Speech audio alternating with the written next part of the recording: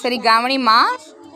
Standard 5th standard English புக்கில் unit 8ல் உள்ள I can do exercise page number 93. Page number 93ல் இருக்கிற ஐ கேன் டூனா நீ தான் என்ன பண்ண போற, இதை ஒர்க் அவுட் பண்ண போற. இப்போ choose and right the rhyming per.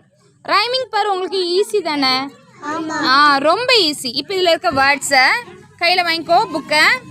இதில் இருக்கிற வேர்ட்ஸை நீ என்ன பண்ண போற, ஃபைண்ட் அவுட் பண்ணி ரைமிங் பர்ஸை கண்டுபிடிக்க போற. இப்போ ஃபர்ஸ்ட் வேர்ட் ரீட் பண்ணது என்னது?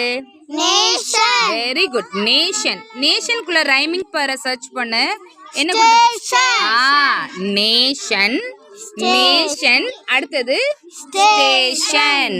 இது ரெண்டும் தான் இதுக்குள்ள ரைமிங் பர். அடுத்த வேர்ட் சர்ச் பண்ணலாமா? என்ன கொடுத்துருக்காங்க? இமேஜ். அப்போ ஏஜ்னு முடிகிற ரைமிங் பர்ரை சர்ச் பண்ணு. Very good. Damage. Image, damage. Super. அடுத்தது பாரு, இது என்ன வேர்டு? ப்ரவுட். அவுடுன்னு முடியுது. ப்ரவுட். அப்ப அதே மாதிரி அவுடுன்னு முடிகிற வேர்டை சர்ச் பண்ணு. கிளவுட். சூப்பர். ப்ரவுட்,